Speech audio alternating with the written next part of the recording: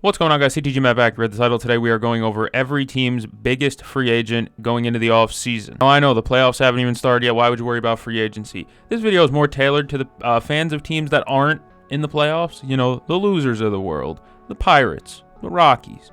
I don't want to throw more names out there. You get the point. Don't forget to like, subscribe.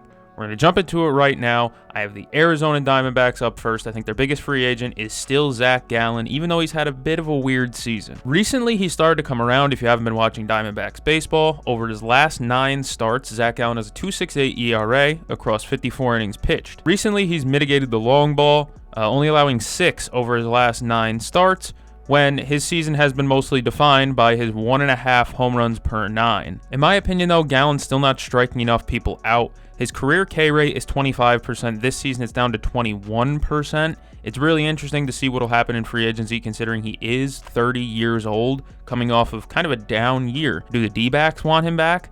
I don't know. Gallen's average exit velocities don't seem very good either. However, like I said recently, he's tied together his season a little bit better. His whip is still in the 1-2s area, so it's not pretty, but it's not that bad either. And he has thrown 180 innings, which means he has put in a good workload for the season, I'll say. It's been a weird season for Zach Gallen, to say the least, but I still think he's a very valuable free agent. The Sacramento Athletics, I have Sean Newcomb. They don't have very many free agents, but Newcomb was an Athletic in 2023 and 2024. After 2024, he signs with the Boston Red Sox to start this season, and he gets traded right back. Over Newcomb's span with Boston, he had a 3.95 ERA over 41 innings pitched. All right, production, but not really that good.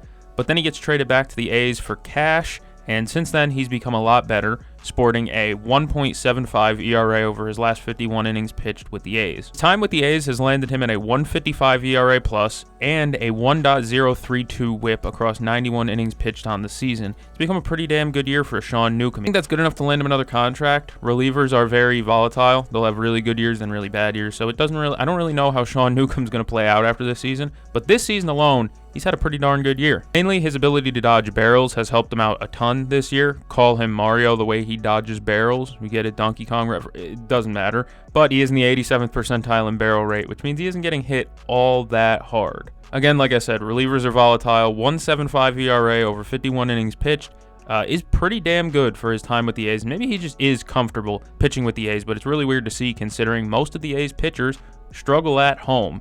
Sacramento's very long ball heavy, considering it's very hot there and it's a minor league ballpark, so it's definitely interesting to see somebody like Sean Newcomb actually striving there. The Atlanta Braves, it was between 2 guys. I chose the Big Bear, Marcell Ozuna. Ozuna was really, really good in 2024. The guy had an over 300 average with 39 homers and over 100 RBIs. He was really damn good. He played all 162 as well, albeit he is a pure DH, but he did play all 162 regardless. This season's been different for the Big Bear. He's not really hitting the ball nearly as hard in terms of average exit velocity, dropping from about 92 miles per hour last season to 90 miles per hour this season, and his barrel rate going from the 96th percentile last season to only the 71st percentile this season. It's been a bit of a drop-off, to say the least. However, the one positive you can note with Marcell Ozuna is he's in the 99th percentile in walk rate this season. Almost nobody has more walks than him. He has over 90 on the season. He is a pure DH, like I said. That's kind of a downside. He doesn't play the field at all, and he shouldn't be out in the field at all. But he has a 113 OPS plus this season, which is not ideal for, again, a pure DH, but there's still upside there. And reportedly, he has been playing through a hip injury. No offense to Brian Snitker, but this season has been the worst injury management season I've ever seen from a team. Look at the Braves pitching staff. They have to pull themselves or be told by other pitchers that their velo's down before Snitker even notices. He's done a terrible job managing injuries this season, and it's no different for Marcell Ozuna. He has dealt with a hip injury all season, and they haven't shut him down. He looked a little bit better post-trade deadline, but again, I think he needs some more images done or something like that. Ozuna just hasn't been playing right. This is a guy who usually bats the ball really hard. This season, he really hasn't done that. That being said, I still believe someone will take a shot on Marcell Ozuna because he is a super talented DH. If your team needs a big masher in the middle of the lineup, Marcell Ozuna is your guy. If you need a big righty bat, I'm thinking somebody like maybe the Orioles have Sal Perez, but like a team like, or not the Orioles, the Royals have a team like Sal Perez, but they can maybe use a guy like him. I don't know. If you need a bopper in the middle of your lineup, this is your guy. The alternative I could have put for the Braves was Raisel Iglesias, who has been really, really good of late. The issue is it's like Who would you rather have, a pure DH or a closer, a relief pitcher? Really hard to grade because neither one of them really racks up WAR. And like I said with Sean Newcomb, relievers are very volatile. I don't know how it's going to play out for Raisel Iglesias if he's back with the Braves next season. Will it be more like his first half or his second half? I don't know. I really like Raisel Iglesias, though. I just see higher upside from Marcell Ozuna. This is a guy who can hit 40 homers, bat in over 100 runs, and overall just be a really good day-to-day DH, a set in your lineup and forget it. For the Baltimore Orioles, I have Tomoyuki Sugano. Tyler O'Neill has an option for next season, which I believe he'll take. He's having a down year. It's a player option for more money. I think he'll take that. And Zach Eflin has just been terrible this year. So Sugano is the only other option here. But Sugano himself is not perfect. I'd almost say he's not that good. He's posted a 4.39 ERA, a 92 ERA plus, over 150 innings pitched. He's done a really good job at eating innings. But he's in the 3rd percentile in expected batting average, 4th percentile in expected ERA, 7th percentile in whiff rate, 8th percentile in barrel rate.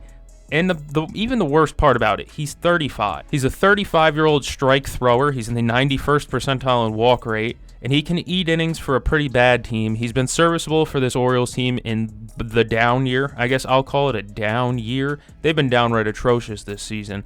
Sugano's been their best pitcher, quote-unquote, until Kyle Bradish came back. But Sugano's been just mostly an innings eater. If your team needs an innings eater, I guess Sugano can do it. Like I said, the downside is he's going to be 36, though, and it's only his 2nd season in MLB. For the Boston Red Sox, I have Alex Bregman. He is a Boris client who's had a pretty good year and has an opt-out after the season. That almost feels like a guarantee that he's going to try and hit free agency. People still think Alex Bregman's having a terrific season, which altogether it has been a pretty good season, but recently it's been way worse.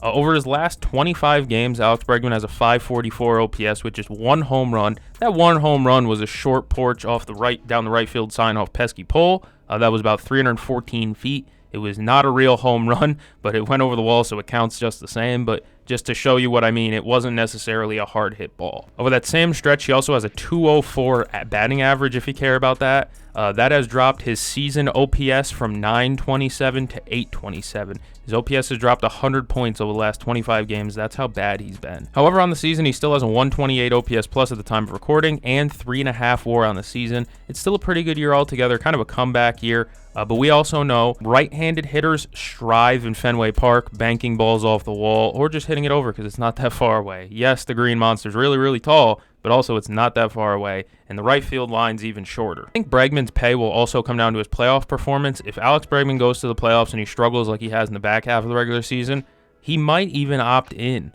But if he goes into the playoffs and he has a really good playoff performance, you're talking about a guy that'll probably turn down that option and go try and chase something more long-term. Trevor Story is another guy that could have been fit into this category. He has an option as well, but it's a $25 million option, and I don't think there's a way in hell a team forks over $25 million plus per year to Trevor Story, who's also in his mid-30s. Chicago Cubs, it's obvious. It's King Tuck, Kyle Tucker. Tucker's awesome when healthy. The issue is when healthy is becoming a real theme of his career, which I don't really want to say, but he has been hurt pretty consistently throughout his career. Season, Tuck has been terrific. He's posted 4.7 WAR in 133 games with a 147 OPS plus. He has 22 homers, 25 stolen bases, 86 walks to 86 strikeouts. Tucker's in the top 4% of MLB in walk rate with a sub 15% strikeout rate as well.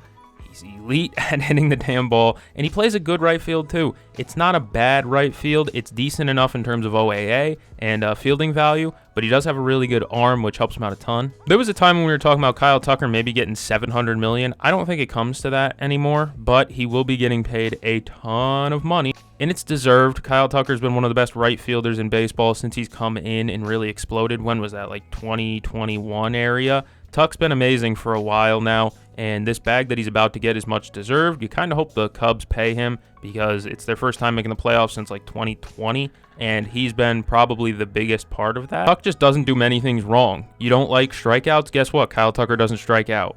You don't like a guy that hits only home runs? Kyle Tucker only has 22 of them. It's not a lot, right? Tuck plays the game the right way, as they say, and he's going to get a damn bag for it. For the Chicago White Sox, I have a very small feeling that the Sox might let Luis Robert walk. He is going to get a $20 million option. It's a club option for the next season. $20 million for a guy who this season has been worth 1.4 WAR, an 84 OPS, and a sub 300 on base with only 14 homers.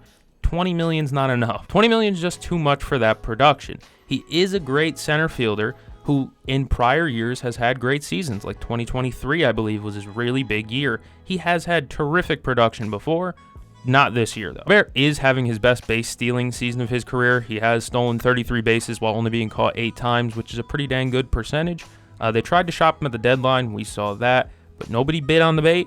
And this is a guy who, again, has talent. We've seen his talent before. Power hitting, 30-plus home run guy while playing elite center field defense. That's not what we've seen the last 2 seasons. I don't know if they'd be willing to pay a guy $20 million that is only worth 1.5 WAR. There's been injury risk in there too, because early in his career he was plagued with injuries in short seasons. He's been healthier recently, but he hasn't been as good recently. He's a really weird player, and I think the White Sox might just want to wash their hands of his tenure. Because of recent, it hasn't been pretty. For the Reds, I have Emilio Pagan. You could argue for Nick Martinez or Miguel Andujar. Andujar's been a really good addition since midseason, but he is a tweener that doesn't really have a position and is mostly just a designated hitter type. And Nick Martinez, while he has been a good innings eater this season, his numbers are down from last season. So I chose Emilio Pagan because he has been their closer this year. He has 27 saves. He's in the 98th percentile for expected batting average, 91st percentile in K rate, and the 90th percentile in expected ERA. Emilio Pagan has had a really good closing season in a not-so-pitcher-friendly park in Great American Small Park. He's had a terrific season. Him and Tony Santillan have basically carried this entire Reds bullpen. Pagan has a really good pitch mix with a 4-seamer, splitter, and a cutter. And he has a sub-1 whip and a FIP close enough to his ERA to indicate that this is sustainable production, in my opinion. Emilio Pagan's been a good relief pitcher for a few years now. I'm not saying he's top priority for the Reds, maybe, because there's other guys that they should lock up long-term, i.e. their pitching staff.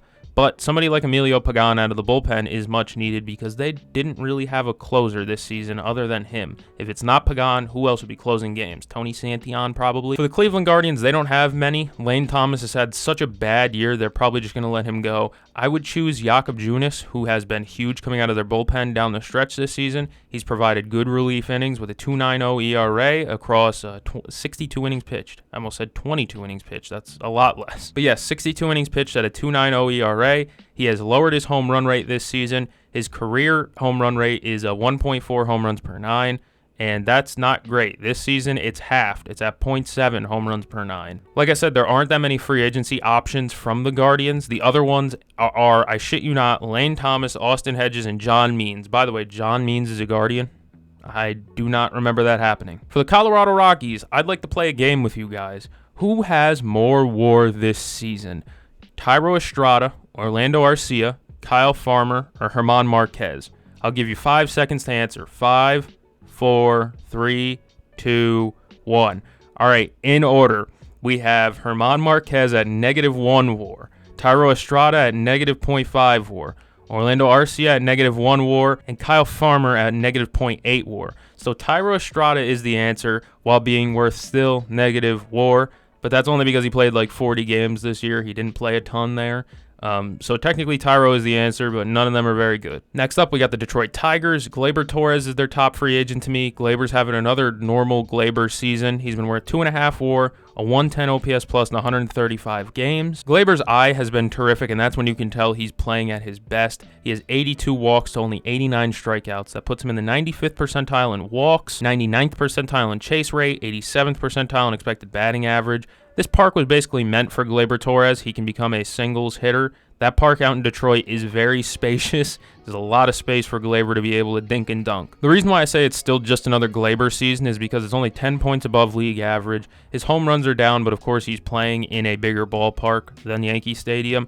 And on top of that, his defense is still pretty bad, and his base running is still atrocious. He is one of the worst base runners in baseball, if not the worst. I think Detroit would gladly offer Gleyber Torres another contract. He made the All-Star game for the first time since 2019 with Detroit, so that probably means a ton to them. But like I said, he's a good player, hitting the ball, great contact skills, a respectable hitter, but he has bad defensive metrics and bad base running numbers. It's kind of tough to grade Gleyber Torres. It's just another Gleyber Torres season. He's kind of an average player at this point, but he's still respectable enough. For the Houston Astros, I have Framber Valdez, one of, if not the best ground ball pitcher in the game, and it's not even really close. This season, Framber Valdez's ground ball rate is in the 97th percentile, which sits at about career norms. But otherwise than that, Valdez is a well above average innings eater, heavy innings thrower, and he's gone over 175 innings in each of the last 4 seasons. The one thing you might worry about with Valdez this year is his whip is higher than each of the last 3 seasons, sitting at a 1.22. Which isn't bad, but not really that good either. But for a ground ball pitcher, I suppose whip isn't that bad because you're looking for the ground ball anyways. I looked at some predictions for his free agency. They're talking about him getting about $180 million, which I believe is well deserved. Like I said, this is a guy who's about 20% better than league average consistently, while also always throwing over 175 innings. Above average innings throwers are always loved in baseball. He's efficient with his pitch count too because he doesn't strike that many people out. He'll go right at hitters. He's very durable, throws a ton of innings, and gets ground balls extremely well. And since 2021, his ERA plus sits at 129. That's elite production. For your Kansas City Royals, I have Mike Yastrzemski. Salvador Perez has a team option, which I would bet my life on that getting picked up. He's Sal Perez. He's going to be there till he retires. But Yaz, since joining the Royals, has been pretty solid with a 119 OPS plus, 7 home runs, and 11 doubles since joining the Royals at midseason. He's a solid enough right fielder in terms of range, and his arm is pretty damn good as well. It's well above average. Plus, I think the key for him to staying with the Royals is the fact that he won't be too expensive. That's the key. If you want to get signed by the Royals, you can't ask for too much money. For the Angels, by WAR, it's Kenley Jansen. You can argue for a guy like Tyler Anderson or Yohan Moncada, but Kenley's been worth 2.2 WAR this season with 27 saves and a 2.73 ERA over 56 innings pitched. Silently, Kenley's been pretty good. The scary part is that he's a 2.73 ERA and a 4.22 FIP. Which I don't know if that 2.70 ERA is really going to stick with a 4.22 FIP. That's kind of scary. Also, if you look at his other advanced numbers, his average and max exit velocities are in the bottom 2% or bottom 1% of MLB. He's striking out a career low number of hitters at only 23%. He is 37, going to age 38 soon. If you didn't know, which, again, may be an indicator that this could be his last season. You never know. I'll give credit where it's due, though. Yohan Moncada has been relatively solid this year. He's been killing right-handers. He has an 843 OPS against right-handers versus only a 477 OPS against left-handers. Kicker with Moncada is that he's basically a full-time DH and has logged negative 11 outs above average at his time at third base. He can't play third base. He's just a pure DH that kills right-handed hitters.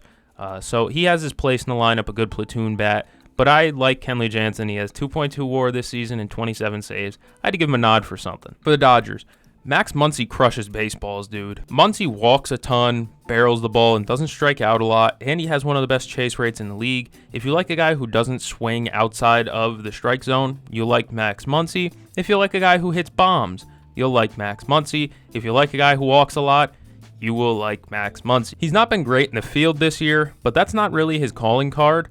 He has a 141 OPS plus, 63 walks to only 78 strikeouts, 18 home runs in only 95 games. The issue is that in the last 2 seasons, he's missed significant time. Last year, he only played 73 games. This season, he's going to cross 100 probably, but not by a ton. We know how good Max Muncy is. He's been an all-star before, I believe.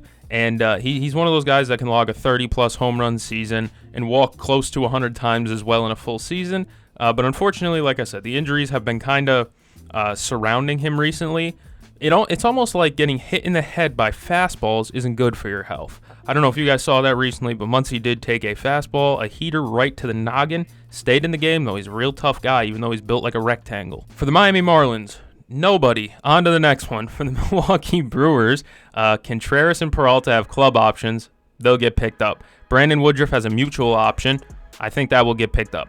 Jose Quintana has a mutual option that would get him paid $15 million next season. That will not get picked up, I bet. Jose Quintana's done the same thing he does every season. He eats a ton of innings, posts a little bit above league average season, and it gets a bunch of ground balls as well. He has a whip at 1.3, which is pretty damn high this season, especially since he's not getting the same ground ball numbers that he has in years past. Of course, at the time of recording, he just went on the IL yesterday, so I think his regular season at least, is over. But Jose Quintana just does the same thing every year. He posts a little bit above league average season, and he eats a ton of innings. Jose Quintana does the job. For the Minnesota Twins, Christian Vasquez, I guess. That's it. For the Mets, there's a lot to unpack here for the Mets. Let's slow down here. Pete Alonso, $25 million player option for next season. He has a 140 OPS plus, is hitting tape measure homers recently, the last like 4 or 5 games at the time of recording. He's been a monster. Yes, Pete Alonso's OAA is bad, but he is a vacuum at first. He scoops up everything. Every short throw by Lindor Vientos feels like it's getting scooped up by Pete. He does a really damn good job at that, even though his range isn't that great, and he doesn't always make the plays on batted balls to him. He does at least something well at first. So I think Pete is priority number 1. Priority number 2, in my opinion, might be Tyler Rogers. Their pen's been shaky this season. Obviously, you see like the addition of Ryan Helsley did not help at all. But Tyler Rogers, since joining the Mets in 21 innings pitched, has a 2.14 ERA. He's been really damn good. He has that sidearm delivery. I really like Tyler Rogers a lot, and he hasn't been bad for the Mets. Priority number 3, Starling Marte. He's a little bit older. Not sure if he wants to come back, but he is a big clubhouse guy. Apparently, the clubhouse loves him. He is a pure DH at this point in his career with a 116 OPS plus in 91 games. After that, you could argue, in my opinion, Jesse Winker has been sorely missed on this team. If Jesse Winker was still here, it's a different energy in the clubhouse, and it's a lefty bat that they much need with like McNeil struggling. It's much needed lefty bat. I like Jesse Winker's fit there a lot, playing the DH role. He also, has the hype moments, slamming his helmet on the ground and everything like that. Jesse Winker is definitely a fan favorite and plays his position very well. Alonso is obviously priority number 1, like I said. He's the meat and potatoes, though, of this Mets lineup. He has 118 RBIs, and he's going to finish the year with close to 40 homers. He should be given a long-term extension. But I did just want to point out that there's a couple of guys hitting free agency for the Mets that have been big-time players for them in the past. Marte, Winker, Rogers, to point out a few. Helsley's also a free agent, but when Mets fans hear Ryan Helsley, it's like a World War II veteran hearing firework. For my New York Yankees, it's 2 players I have listed here. Cody Bellinger has a player option for $25 million. I'm thinking he'd probably opt out and look for something more long-term. He's had a spectacular year this year, especially hitting lefties. He has an OPS starting with a 1 dot against lefties this year. So he's been terrific, and he's playing tremendous defense as well. So he's going to get a bag ideally. I believe Yankees fans are actually doing a extend Bellinger thing at the stadium like tomorrow or something like that. I don't remember. Bellinger's 2-strike approach has also helped the Yankees a ton. He's a guy in the 91st percentile in K rate, so he doesn't strike out a lot. You saw it in his at-bat against Aroldis Chapman in Fenway Park. He just kept fighting. I think he fouled off 7 or 8 pitches before he inevitably smacked a double into left field that gave the Yankees an extra 1-run lead. Cody Bellinger is just a solid player. But I think the other one I would like to point out is Trent Grisham, bro. Trent Grisham is having the best year of his career, and it's not even close. He has a career-high 33 home runs, 3.5 WAR, 94th percentile in walk rate, 99th percentile in chase rate, and 86th percentile in barrel rate. And he plays a solid enough center field. Trent Grisham has been everything the Yankees needed this season. He's 28 years old, and he's having the best season of his career at the perfect time. Grisham's going to capitalize and cash in with some team this offseason, whether it's the Yankees or not.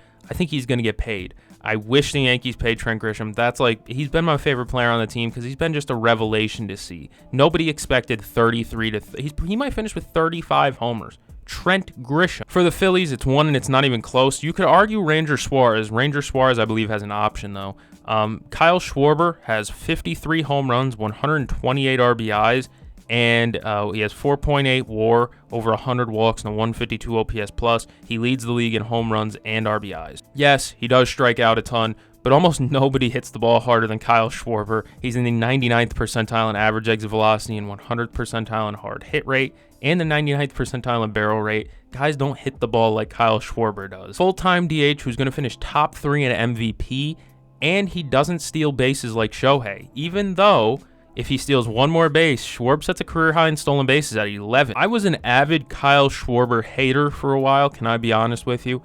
Didn't believe in him with the Cubs with that ugly ass goatee look. It was awful. It was terrible, that look. And he was like a catcher at some point. I was not a Kyle Schwarber believer, but when he went to Boston, he started killing baseballs there. That's when I was like, all right, this guy might just be legit. And ever since then, he's been one of the most feared hitters in baseball, and he's a playoff riser. Kyle Schwarber's incredible, and he's going to get a bag this season as a pure DH. For the Pittsburgh Pirates, Tommy Pham will kick your ass. Buddy, you better know it, and you better not forget it. Tommy Pham will kick your ass, all right? He's the toughest guy on the field consistently. He won't start it, but he will end it. Just keep that in mind. Tommy Pham the badass. It's either him or McCutchen for their most valuable free agent. And if McCutchen signs anywhere else but the Pirates, I'd get pissed off. What's the point of him playing if it's not with the Pirates? If they both retire in the offseason, wouldn't shock me at all. Pham's going into his age 38, and McCutchen's going into his age 39 seasons. These guys are both almost 40. Pham has 1.1 WAR this year with a 95 OPS plus bat. He's a fifth outfielder maybe. He has a good arm. Him or Kutch should probably just call it, hang up the cleats, take the hat off, and just go chill out. For the Padres, despite him having a down season, I still believe Dylan Cease will get paid, and I believe he still has a ton of talent as well. Cease still has swing and miss stuff. He has a strikeout per 9 that leads the league, while being in the 95th percentile in whiff rate, 80th percentile in chase rate, which is pretty damn good. The guy has swing and miss stuff. His slider's still nasty, and he still has some fastball velo. I think the clear sign that something has gone wrong with Dylan Cease this season is always his whip. This season, his whip is at 1.325, which is really high, and shows that it's not going right. This season very much so mirrors his 2023 season with the White Sox. Both seasons, his hit per 9 was over 8. Which is just really high. And his ERA was very close. In 2023, his ERA was a 4.59. In 2023 with the White Sox, Cease's ERA was a 4.58. This season with the Padres, his ERA is a 4.59. It's very close to his 2023. It's almost a mirrored season, to be honest with you. WHIP is also over 1.3 in 2023 as well. It's a very close season to 2023, but you also got to factor in he had a really good 2024 where he almost won Cy Young. Cease has talent. We have seen that before. Just not this season, but I still believe based on pedigree and pure talent alone, Cease will still probably get a bag. And it also, just like Bregman, it probably depends on how his playoff run goes. If he gets shelled in the playoffs, I don't know where his contract goes after that. But if Dylan Cease comes through in the playoffs and has like 2-3 good outings, talking about a guy who's going to get paid. For the San Francisco Giants, I guess it's Justin Verlander. Verlander started off the season absolutely dreadfully, let's be honest with each other, but he's cleaned it up recently. In 15 first-half starts, Verlander posted a 4.70 ERA in 77 innings pitched with a whip at 1.4. In his 12 second-half starts, he has a 2.63 ERA over his 65 innings pitched with a 1.2 whip. The second half is much more like what we've become accustomed to for the future Hall of Famer. I can't guarantee he plays next season, though, and I guess that's the only downside, because I'm not sure. He's like 40, dude. If he decides to keep going, the Giants may decide to kick tires on him and see if they can get a little bit more tread out of him, get a little bit more usage, and maybe they re-sign him. But there are some underlying numbers that show that his first half might be more like what we're going to get in the future. His expected batting average, expected ERA, and K rate are very much so down, which may show a sign of just his age. But if his production sticks and he ends up finishing the year solid, he'll probably get some phone calls this summer. I said summer. I meant this winter. You know what I mean. The Seattle Mariners, I got to go with Josh Naylor. He's filled an absolute void at first base in Seattle, and his play hasn't dropped off from when he was in Arizona earlier this year. Before the Mariners traded for Josh Naylor, they had the likes of Rowdy Tellez playing first base. That wasn't very pretty. But since joining the Mariners, Josh Naylor has more than doubled his WAR production, going from 0.8 in Arizona to 1.8 in Seattle alone. He has 16 stolen bases to 0 caught stealing in Seattle. Even more impressive considering Naylor's in the second percentile in sprint speed, but has 16 stolen bases, 0 caught stealing. He has less of a contact approach than he did in Arizona. Back when he was a Diamondback earlier this season, they wanted him to be more of a contact hitter. He hit close to 300. I think he was in the 290s in Arizona. Since joining the Mariners, he has already hit 8 home runs in 40 less games than he did with the Diamondbacks. He had, in 93 games, I believe, with the Diamondbacks, he had 11 home runs compared to 8 in only 47 games with the Mariners. Naylor's just been outright better than Eugenio Suarez, but both of them are free agents at the end of this season. Will be interesting to see how much they value a guy like Josh Naylor. Sure, first base production isn't necessarily paramount, but with somebody like Naylor, who's having a 2-WAR season in his minimal time there, while also putting up a 122 OPS plus bat and stealing bases, Naylor's put together a pretty damn good season. Be curious to see what he gets paid. For the Tampa Bay Rays, Brandon Lau and Pete Fairbanks have club options that I'd bet my life on getting picked up for the most part. So I guess the answer has got to be Adrian Doogie Howser. Since joining the Rays, his production's nosedived. He's allowed 7 more runs with the Rays than he did with the White Sox, despite throwing 20 less innings with the Rays. Hauser's a pure ground ball pitcher. who has really good extension and gets a ton of ground balls, but overall he's just kind of an unspectacular arm. If you have good infield defense, Hauser's a guy that you might want to keep around. But if you're a team that's looking for a primo starting pitcher, you are not going to get that with Adrian Hauser. He's probably a good 4th or 5th starter. For the Rangers, this one's weird. Tyler Mahle had a very good season going, but he hasn't pitched since June. So I don't know what his market's going to be. So I'd rather give some shine to a guy who has put in a full season of work and has been relatively good, Shawn Armstrong. Shawn Armstrong came in and took the closer role from Robert Garcia. He's done pretty well with it too. He's put up 9 saves and a 2.34 ERA over 69 innings pitched this year. It's pretty good. He's going to finish the year with over 70 innings pitched and a sub-3 ERA. Armstrong's hard hit rate is in the 89th percentile, 91st percentile in expected batting average, 89th percentile in expected ERA. I know it's a relief pitcher or closer, and it's not necessarily the sexiest pick, but for the Rangers, there aren't a ton of free agents that I really value, quote-unquote, on their team. But at the age of 34, Shawn Armstrong's having a really damn good season, and he took the closer role from Robert Garcia when it was his all-season. Getting low for the Cardinals, the only player in free agency for the Cardinals is Miles Mikolas. That's an innings eater. With the likes of Jordan Lyles. He's in the Jordan Lyles area of innings eater that is not very good. Mikolas doesn't miss a start, but he's also just not good. Like I said, I need someone who's going to take the mound every 5 days and throw innings regardless of if they're 2 earned runs or 12 earned runs. Miles Mikolas is your guy, but regardless of result, he's going to be on that mound. So Miles Mikolas is the pick for the Cardinals. The Toronto Blue Jays, it's got to be Bo Bichette. He's having a great comeback season. His 2024 was ugly. His 2025 has been much better. Bichette currently leads MLB in hits and doubles. He also has 94 RBIs and 18 home runs. He's been pretty damn good this year. Bo recently got hurt and will miss the rest of the regular season, but his numbers are very close to career norms if you look at it. His career OPS plus is a 121. His OPS plus this season is 127, so a bit above career norms, but still relatively close. If his hit total holds as the leader for the season, this will be the 3rd time in his career he's led the league in hits. Yes, Bo is a very good contact hitter, but he has a little bit of pop in there too. He could have hit 20 home runs if he didn't get hurt. The downside with Bo is simple.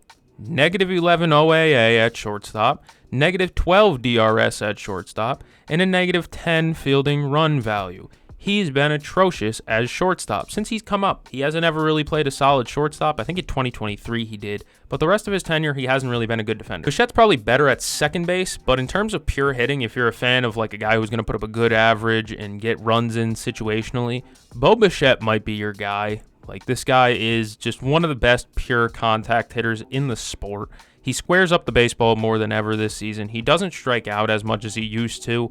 This is a truly impressive season, and going into free agency at age like 27, 28, Bo's going to get a long-term deal somewhere, probably with Toronto, I'd think, because I don't know what the Jays are doing if they just let Bo walk after making this strong of a division push and probably winning the division. And finally, we have the Washington Sad Channels. It has to be Josh Bell. His recent power surge has definitely been fun to watch. He had that streak where he had like 4 home runs in 5 days or whatever. But otherwise, this has been just a mid-season for Josh Bell. He's a pure DH that doesn't really play a good first base.